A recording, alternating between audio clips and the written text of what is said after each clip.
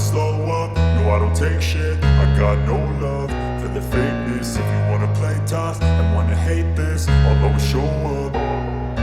I don't ever slow up, no I don't take shit. I got no love for the fakeness. If you wanna play tough and wanna hate this, I'll always show up and make a statement. I don't ever slow up, no I don't take shit. I got no love for the fakeness. If you wanna play tough and wanna hate this, I'll always show up and make a statement. Everything I do so instinctive and so passionate. Every word I move so descriptive like an adjective. I got a vendetta against people who patented being negative when you should be getting after it. I got facts over tracks, this and that. Spitting slow, spitting fast, I could roast, I could gas. Think I'm okay at last, but I don't know if that can erase all the past. And the pettiness, a reflection of the emptiness. Hilarious, you think you're worth my time, you're delirious. Mysterious, because you hide behind a fake exterior. Inferior, you know I'll always be a bit superior. Get off of me, this ain't no humble brag. I want you to hear words, you can say them back. I want you to feel free from the chains at last, and to believe in what you got, it was built to last, yeah. Now that I've been put through hell, I never got anyone's help. I had to do it all myself. I don't ever slow up, no I don't take shit. I got no love for the fakeness. If you wanna play tough and wanna hate this, I'll always show up and make a statement. I don't ever slow up, no I don't take shit. I got no love for the fakeness. If you wanna play tough and wanna hate this, I'll always show up and make a statement. Gonna learn the consequence of being incompetent. Mental health is confidence, dreams and some honestness. I'm not here to save the day, that's for you to take away. I could play a million mind games, but instead I say something not illogical, something that is topical. Rub it on and watch it go, make yourself unstoppable. Dreams are irresponsible, but they're always possible. If you just believe, you could be so remarkable. Thoughts in my head, a collage and they spread. I'll be great one day, going off of my meds. No, I'm not giving up, no, I'm not giving in. I will make it to the top, taking off in the wind. I gotta make it, I'm saving every day to taste it. I'm patient, but my mind, it can hardly take it. I'm chasing a dream that I've had for several ages. A vacant, modern kingdom for the taking. Now that I've been put through hell, I never got anyone's help. I had to do it all myself. I don't ever slow up, no I don't take shit. I got no love for the fakeness. If you wanna play tough and wanna hate this, I'll always show up and make a statement. I don't ever slow up, no I don't take shit. I got no love for the fakeness. If you wanna play tough and wanna hate this, I'll always show up and make a statement. I don't ever slow up, no I don't take shit. I got no love for the fakeness. If you wanna play tough and wanna hate this, I'll always show up.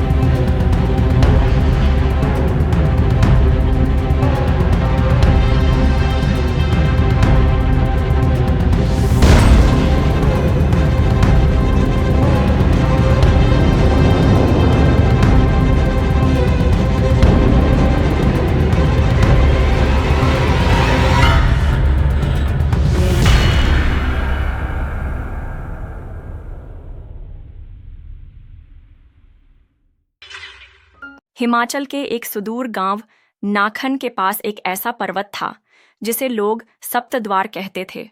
कोई नहीं जानता था कि वह नाम क्यों पड़ा, लेकिन मान्यता थी कि उस पर्वत में 7 अदृश्य दरवाजे हैं जो केवल उन लोगों के लिए खुलते हैं जो पूरी तरह टूट चुके हों। गांव के बुजुर्ग कहते थे कि जब किसी की आत्मा अपने जीवन से हार जाती है, तब उसे वहां बुलावा आता है, और जिस दिन कोई वह 7 दरवाजों को पार कर लेता है, माँ काली स्वयं अपने एक चमत्कारी रूप में उसके सामने प्रकट होती है और उसका संपूर्ण रूपांतरण कर देती है। लेकिन कई वर्षों से कोई उस पर्वत की ओर गया नहीं था, क्योंकि वह रास्ता बर्फ और झाड़ियों से ढक गया था, और लोगों में डर बैठा था कि वहां जाने वाले लौटते नहीं, और लौटते हैं तो पहचान में नहीं आते। इस रहस्य के बीच एक युवक था, यशवर्धन, जो एक साधारण शिक्षक था, लेकिन जीवन से बुरी तरह टूट चुका था। उसका बच्चा एक दुर्घटना में चला गया। पत्नी ने उसे दोषी ठहराया और उसे छोड़कर चली गई। नौकरी भी हाथ से निकल गई, और अंत में वह स्वयं अपने अस्तित्व पर प्रश्न करने लगा। एक रात जब वह गांव के मंदिर में रो रहा था, तब एक वृद्धा आई। कोई नहीं जानता वह कौन थी, पर उसने बस इतना कहा, तेरे अंदर माँ को पुकारने की शक्ति अभी बाकी है, सप्तद्वार जा। और वह गायब हो गई। अगले ही दिन सुबह यशवर्धन उस पहाड़ की ओर निकल पड़ा। लोग रोकते रहे, पर वह चुपचाप बर्फ में पैर जमाता हुआ चलता गया। दोपहर ढलने लगी, हिम हवा और गहरी होने लगी, और तभी उसे सामने एक चट्टान दिखाई दी, जिस पर कोई आकृति खुदी हुई थी। वह कोई देवी जैसी आकृति थी, पर पूरी स्पष्ट नहीं, जैसे किसी ने उसे अधूरा छोड़ा हो। और जैसे ही यशवर्धन ने उस पर हाथ रखा, वहां एक दरवाजा उभर आया। कोई लकड़ी का नहीं, कोई धातु का नहीं, वह एक प्रकाश की परत थी जो गोल घेरे में बदलकर खुल गई, और उस पार एक सुरंग थी। यशवर्धन ने बिना सोचे उस पहली परत को पार कर लिया। अंदर अंधेरा नहीं था, बल्कि एक विचित्र सी नीली रोशनी थी जो भीतर तक जाती थी।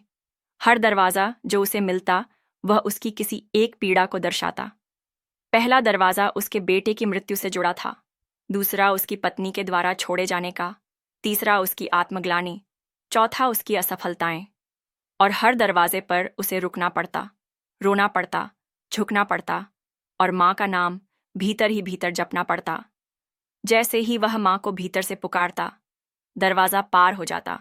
यह कोई साधारण यात्रा नहीं थी, यह आत्मा की परतों को उघाड़ने का मार्ग था। और जब वह छठे दरवाजे तक पहुंचा, उसकी देह कांपने लगी। उसे लगा वह टूट जाएगा, लेकिन उसने माँ का एक मंत्र जोर से कहा, काली काली महाकाली, संकट काटे वाली। और तभी बर्फ के भीतर से माँ की एक धीमी गूंज आई, एक और शेष है, क्या तू तैयार है मुझे देखने के लिए? और यशवर्धन ने हाँ में सिर हिलाया। अब वह 7वां दरवाजा था। कोई दरवाजा नहीं, बल्कि एक दर्पण था, जिसमें उसने खुद को देखा। आंखों में थकावट, बाल बिखरे, हृदय चूर। और जैसे ही उसने माँ का नाम लिया, दर्पण पिघल गया, और वहां माँ काली का विकराल रूप प्रकट हुआ। लेकिन वह विकरालता डरावनी नहीं थी, वह तेज थी, सशक्त थी, और उसके चरणों से एक स्वर निकला, अब तू नया जन्म ले। उसी क्षण यशवर्धन की चेतना जैसे मौन में डूब गई, और जब वह होश में आया, वह फिर गांव में था, पर अब उसके भीतर भय नहीं था। वह पहले जैसा इंसान नहीं था। उसके चेहरे पर स्थिरता थी, और उसकी आंखें किसी पुराने आरशे जैसी दिखती थीं।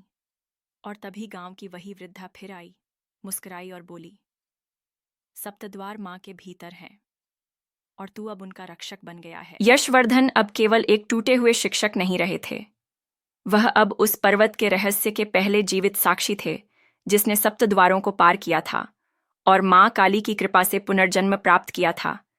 लेकिन इस पुनर्जन्म की चुप्पी में माँ ने उसे केवल नया जीवन नहीं, बल्कि एक अदृश्य आदेश भी सौंपा था। अब तू रक्षक है। जो भी सत्य के पथ से थक कर, टूट कर या हताश होकर यहाँ आएगा, तू उसे मार्ग दिखाएगा, पर मार्ग केवल दिखाना नहीं होगा, उसके साथ चलना होगा। और तभी से यशवर्धन ने उस पर्वत की तलहटी में एक छोटी सी कुटिया बना ली। कोई ध्वजा नहीं, कोई आरती नहीं, केवल एक साधारण शिला, जिस पर उसने माँ काली का चित्र अंकित किया था। गांव वाले पहले उसे पागल समझते रहे, लेकिन एक दिन जब गांव की एक छोटी बच्ची विभा, जो जन्म से बोल नहीं सकती थी, अपने माता पिता के साथ रोते हुए उस कुटिया तक लाई गई, और उन्होंने माँ के चित्र के आगे बस इतना कहा, माँ, ये बच्ची बोल नहीं सकती। इसका स्वर यदि तुझ तक पहुंचे तो इसका मौन ही तेरा मंत्र बने। यशवर्धन ने बच्ची को माँ के चित्र के आगे बिठाया और आंखें बंद कर दीं। कोई शोर नहीं, कोई मंत्रोच्चार नहीं, बस भीतर भीतर माँ का नाम, काली काली काली। और जब कुछ ही मिनटों में हवा में हल्की गंध उठी, चंपा और रक्त धूप की, और माँ के चित्र की आंखें जैसे जीवंत हो उठीं, तभी विभा के गले से एक टूटा सा शब्द निकला, माँ। और माता पिता रोने लगे। यशवर्धन चुप खड़ा था, जैसे जानता हो कि माँ ने आज फिर एक चमत्कार किया है। अब लोग उसे रक्षक कहने लगे, लेकिन वह कहता, मैं नहीं, माँ का दरवाज़ा ही चमत्कार है। पर यह चमत्कार यहीं नहीं रुका। धीरे धीरे उन लोगों का आना शुरू हुआ जो समाज से थके हुए थे। कोई जवान लड़का जो आत्महत्या के कगार पर था, कोई वृद्ध जिसने अपनों से धोखा खाया था, कोई औरत जो बांझ होने के कारण घर से निकाल दी गई थी। और हर बार जब वे माँ के चित्र के आगे बैठते, यशवर्धन उनसे कुछ नहीं पूछता, बस मौन में बैठ जाता। और जब भीतर की पुकार माँ तक पहुँचती, तब या तो कोई आवाज़ आती, या हवा चलती, या स्वयं पीड़ित व्यक्ति की आंखों से वह भाव फूटता जिसे शब्दों में बांधना असंभव था। माँ अब कुटिया में नहीं, पूरी घाटी में फैलने लगी थी। पर्वत की शिला से नीचे तक बर्फ की परत पर माँ के चरण चिन्ह अपने आप उभरने लगे थे, जैसे वह स्वयं वहां से आकर वापस लौटती हैं। और जो कोई उन्हें देखता, उसके भीतर कंपन होता। माँ का एक वचन अब हर आगंतुक के मन में गूंजता, सत्य की पुकार ही मेरा मंदिर है, और टूटे हुए लोग ही मेरे सबसे सुंदर भक्त हैं। यशवर्धन की आंखें अब पहले जैसी नहीं थीं, उनमें माँ की दृष्टि बस चुकी थी। और कहते हैं कि जिस दिन वह किसी की आंखों में देखता, उस व्यक्ति को स्वयं अपनी आत्मा का चेहरा दिखने लगता। यह कोई तांत्रिक शक्ति नहीं थी, यह माँ के सप्तद्वारों की तीसरी अनुभूति थी। दर्पण का द्वार, जो अब यशवर्धन के माध्यम से सबके भीतर खुलने लगा था।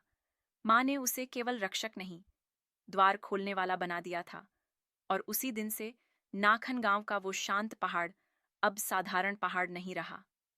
अब वहां आने वाले लोग पत्थर नहीं, अपनी आत्मा के टुकड़े लेकर आते, और लौटते वक्त माँ का स्पर्श लेकर लौटते। बिना कोई चमत्कार मांगे माँ उन्हें बदल देती थी। यही सप्तद्वार का रहस्य था, जो अब खुल चुका था। नाखन गांव अब एक रहस्यमयी तीर्थ बन चुका था, जहां लोग माँ काली के चमत्कारों के लिए नहीं, अपनी आत्मा को पहचानने के लिए आते थे। और इस तीर्थ का मौन रक्षक यशवर्धन अब केवल एक साधक नहीं रहा, वह माँ की चेतना का वह बिंदु बन चुका था, जहां माँ काली स्वयमेव उतरती थीं। पर माँ की कृपा के साथ साथ एक नया संकेत भी आ चुका था कि सप्तद्वार की अगली परत अब खुलने को है। और यह परत पहले जैसी नहीं थी, यह भोग और बलिदान की परीक्षा थी। अर्थात माँ अब यह देखना चाहती थीं कि क्या कोई ऐसा भक्त है जो न केवल अपने लिए माँ को पुकारे, बल्कि किसी और के दुख को अपनी आत्मा से स्वीकार कर माँ को समर्पित कर दे। और उसी समय गांव में आई एक औरत, कमला, जिसकी बेटी एक असाध्य रोग से ग्रस्त थी, कई मंदिरों, अस्पतालों, पंडितों, ओझाओं को दिखा चुकी थी, लेकिन कोई लाभ नहीं हुआ।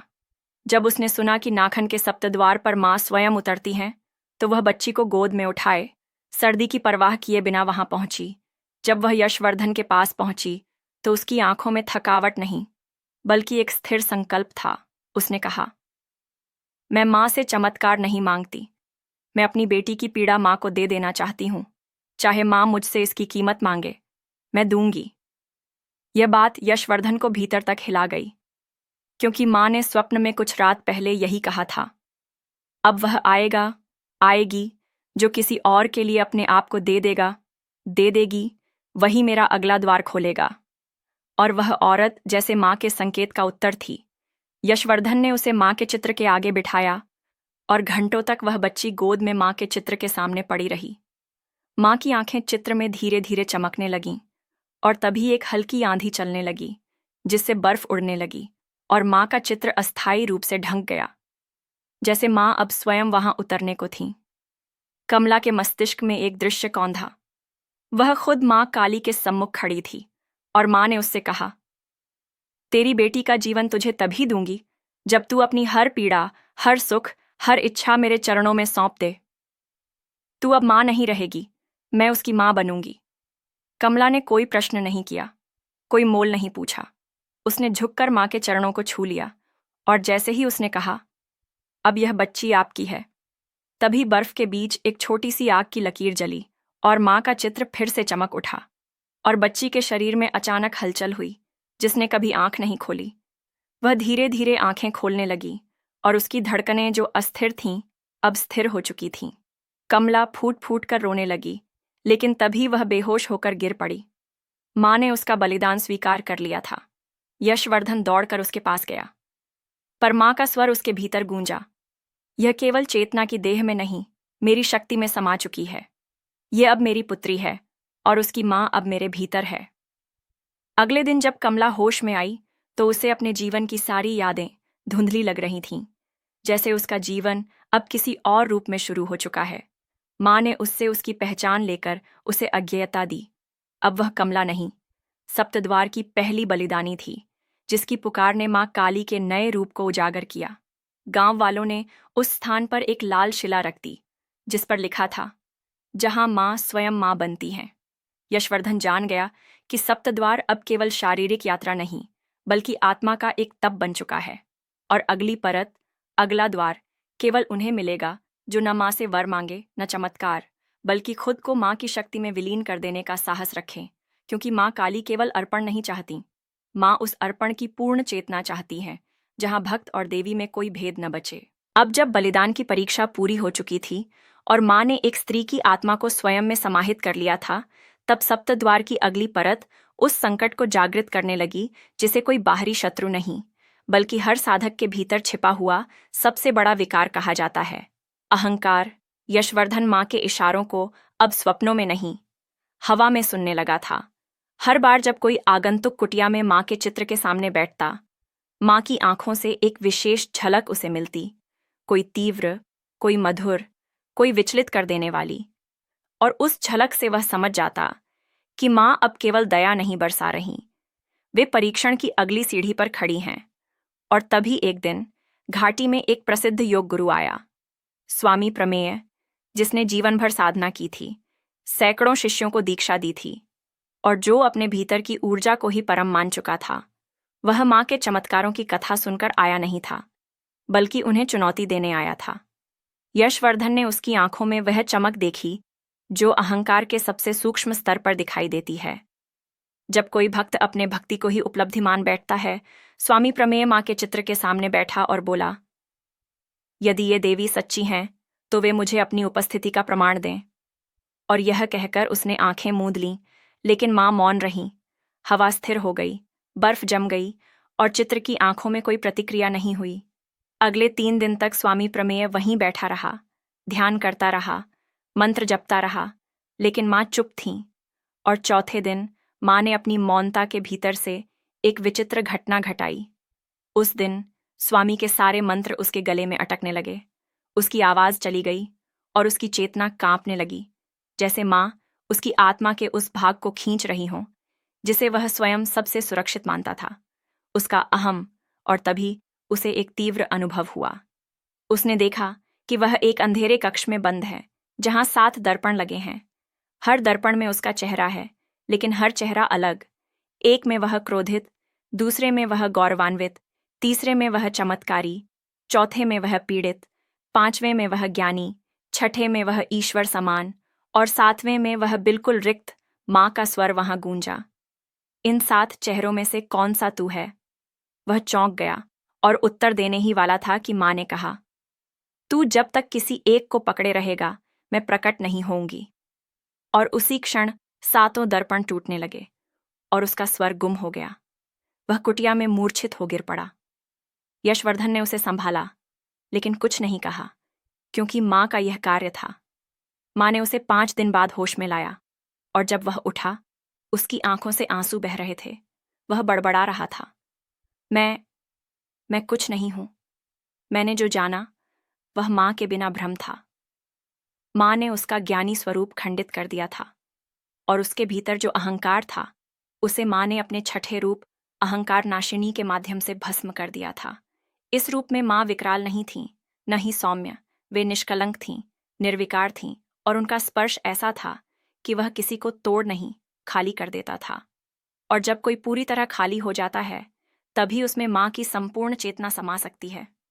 अब स्वामी प्रमेय न साधक था, न गुरु। वह केवल एक मौन पुजारी बन चुका था, और यशवर्धन ने उसे कहा, अब तू सप्तद्वार के सामने बैठने योग्य हुआ है। घाटी में एक नई पट्टिका जोड़ी गई, जहां ज्ञानी अपनी ज्ञान की गांठें माँ की चुप्पी में खोलते हैं। और उसी दिन माँ की छवि में एक और आंख उभरी, तीसरी नहीं, बल्कि दृष्टि के पार की दृष्टि।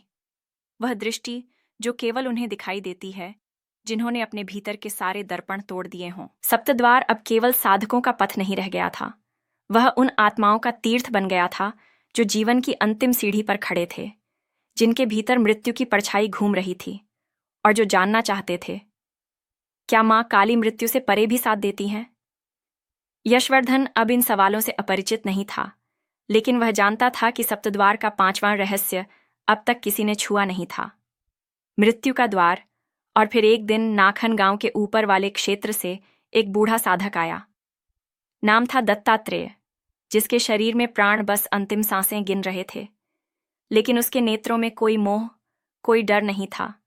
उसने कुटिया के सामने आकर यशवर्धन से कहा, मैं मरने नहीं आया, मैं माँ से यह पूछने आया हूं कि मृत्यु के पार क्या वह खुद चलेंगी। यशवर्धन चुप रहा और उसे माँ के चित्र के सामने बैठा दिया गया। बूढ़ा साधक 3 दिन तक वहीं बैठा रहा, बिना भोजन, बिना जल, बिना मंत्र, केवल मौन में माँ के चित्र को देखता रहा। और तीसरे दिन उसकी सांसें धीमी होने लगीं।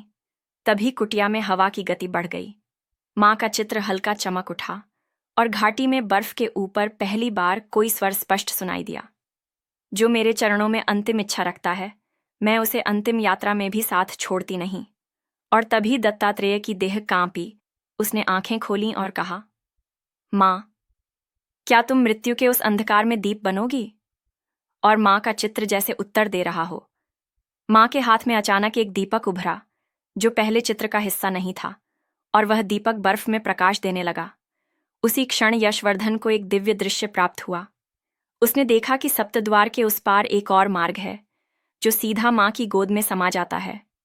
वह कोई स्वर्ग या नरक नहीं, वह निस्सीम शांति का क्षेत्र था, जहां आत्मा पिघल जाती है और केवल माँ की ऊर्जा बनकर बहती है।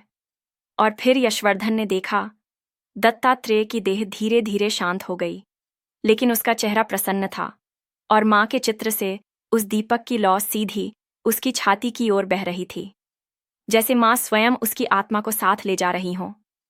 यशवर्धन रोया नहीं। उसने पहली बार मृत्यु को जाते हुए नहीं, माँ के साथ समाहित होते देखा। और उसी दिन सप्तद्वार के 5वें रहस्य को गांव में प्रवृत्ति मार्ग कहा जाने लगा, जहां मृत्यु कोई अंत नहीं, बल्कि माँ के साथ पुनः एक हो जाने की यात्रा बन गई। माँ काली अब केवल जीवन की देवी नहीं रही, वे मृत्यु की भी सखी बन गई। और वह सखी जो अंतिम सांस को भय से नहीं, विश्वास से भर देती है। घाटी में उस दिन के बाद से जो भी मृत्यु के डर से आता, उसे यशवर्धन यही कहता, जो माँ से प्रेम करता है उसे मरने का अधिकार नहीं छीनता, बल्कि वह मृत्यु को माँ के चरणों में उत्सव बना देता है। और तभी सप्तद्वार पर एक और रेखा खुदी। यहाँ मरना नहीं, माँ की ओर चलना होता है। माँ अब हर रूप में उतर चुकी थीं, दया, बलिदान, विनाश, मौन और अब मुक्ति। सप्तद्वार के रहस्य एक के बाद एक प्रकट होते जा रहे थे। करुणा, बलिदान, अहंकार, मृत्यु, और अब अंतिम द्वार की आहट शुरू हो चुकी थी। यह वह द्वार था जिसे सबसे कोमल लेकिन सबसे कठिन कहा जाता है, प्रेम का द्वार। क्योंकि प्रेम माँ काली के लिए कोई मोह नहीं, कोई संबंध नहीं, बल्कि पूर्ण समर्पण का वह रूप है जिसमें अपना कुछ भी शेष नहीं रहता। और तभी घाटी में आया एक युवक, अनिरुद्ध, जिसकी प्रेमिका रूपा एक भयानक दुर्घटना में कोमा में जा चुकी थी। डॉक्टरों ने जवाब दे दिया था, रिश्तेदारों ने उसे समझा दिया था कि आगे बढ़ो, लेकिन अनिरुद्ध ने माँ काली से एक ही बात कही थी, माँ, अगर प्रेम सत्य है तो तू ही उसे लौटा सकती है।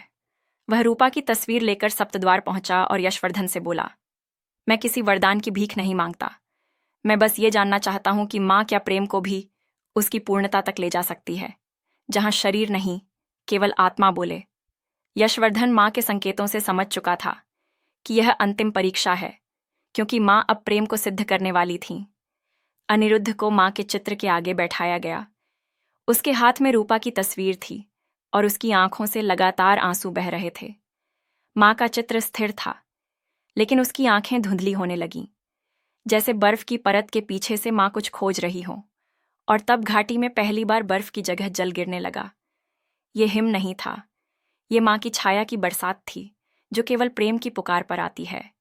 अनिरुद्ध को एक दिव्य अनुभूति हुई। उसने देखा कि वह एक शून्य में खड़ा है और सामने रूपा है, शांत, सुंदर, पर गूंगी, न बोलती न हिलती। और उसके पीछे माँ काली का विशाल रूप है।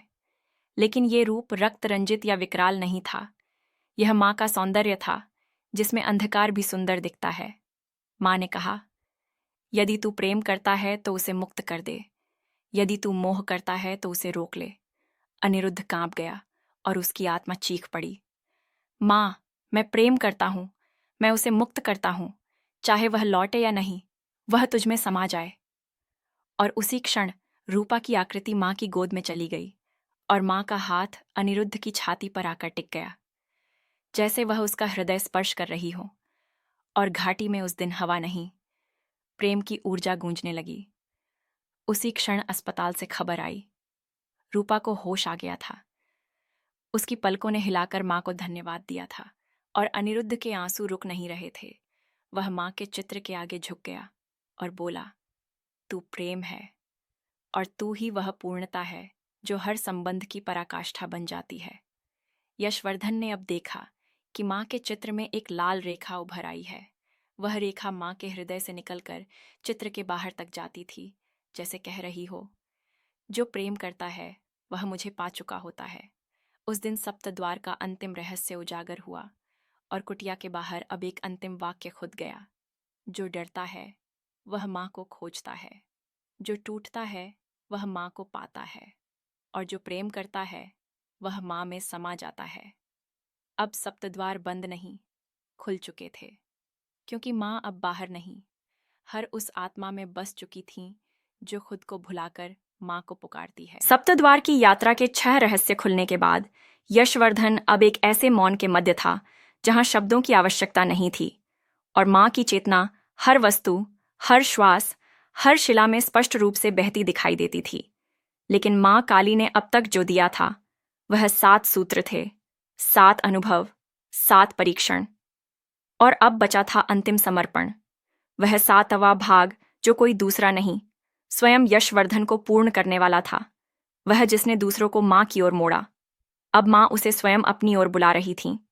एक रात जब बर्फ लगातार 3 दिन से बिना रुके गिरती रही, तब माँ ने पहली बार यशवर्धन को स्वप्न में नहीं, उसके सामने पूर्ण रूप में दर्शन दिए। लेकिन वह रूप किसी भी कल्पना से परे था। वह न विकराल था, न सौम्य, न दयालु, न रौद्र। वह निर्गुण था, एक ऐसी ज्योति जो आकार नहीं रखती। और उस ज्योति से माँ का स्वर निकला, यशवर्धन, तू अब द्वार रक्षक नहीं, तू स्वयं सप्तद्वार है, और हर द्वार तेरे भीतर ही खुलता है। यशवर्धन स्तब्ध हो गया, उसकी आंखों से आंसू बहने लगे। माँ बोली, जिसे तू अब तक बाहर से दिखाता रहा, अब तू उसे भीतर से देगा। हर आने वाला अब तेरे मौन में मेरी झलक पाएगा। और उसी समय उसकी देह कांपने लगी। कुटिया में हवा थम गई। माँ का चित्र मिटने लगा और उसकी जगह एक नीली छाया उभर आई। वह छाया अब कोई आकृति नहीं थी, वह स्पंदन बन चुकी थी। गांव के लोग जो वहां आए, उन्होंने देखा कि यशवर्धन अब सामान्य नहीं रहा। उसका चेहरा स्थिर था, पर आंखें जीवित नहीं, अग्निमयी थीं, और वह बोलता नहीं था। लेकिन जब कोई उसके समीप बैठता, उसकी आत्मा में माँ की ऊर्जा तरंग की तरह बह जाती। लोग कहते, अब माँ यशवर्धन के मौन में बोलती है। और तभी एक दिन माँ ने सप्तद्वार के उस शिखर पर, जहां कोई नहीं जा सका था, एक अंतिम दीप्ति भेजी। और जब गांव वाले वहां पहुंचे, उन्होंने देखा, वहां अब एक भी द्वार नहीं, एक विशाल कमल था, सप्तदल कमल, और उस पर यशवर्धन ध्यानस्थ मुद्रा में बैठा था। लेकिन उसकी देह अब मिट्टी की नहीं, नीली आभा से बनी थी। माँ ने उसे स्थूल से सूक्ष्म बना लिया था, और उसी क्षण घाटी में माँ काली की 7 मूर्तियां एक साथ पिघलने लगीं। और एक विशाल प्रकाश रूप बन गई। माँ का संपूर्ण रूप अब केवल शिला, चित्र या अनुभूति नहीं रहा। वह यशवर्धन की आत्मा में प्रवेश कर प्रत्येक भक्त के हृदय में स्थान ले चुका था। गांव वालों ने उस स्थान को पूर्ण द्वार नाम दिया और वहां एक वाक्य खुदवाया, अब खोजना मत, माँ तुम्हारे भीतर बैठ चुकी है। अब सप्तद्वार की यात्रा समाप्त नहीं हुई, बल्कि यह नई शुरुआत बनी, जहां हर इंसान का जीवन, उसका दुहक, उसका समर्पण एक नया सप्तद्वार बन गया। और माँ अब केवल नाखन की घाटी में नहीं, बल्कि उन हृदयों में उतरने लगीं जो स्वयं को भुलाकर माँ को पहचानने की हिम्मत रखते थे। यह माँ की लीला थी, जहां वह भक्त को साधक बनाती है, साधक को द्वार बनाती है और फिर उस द्वार में स्वयं उतर जाती है। ऐसे ही माँ काली के बारे में और जानने के लिए वीडियो को लाइक करें, शेयर करें और सब्सक्राइब करना ना भूलें।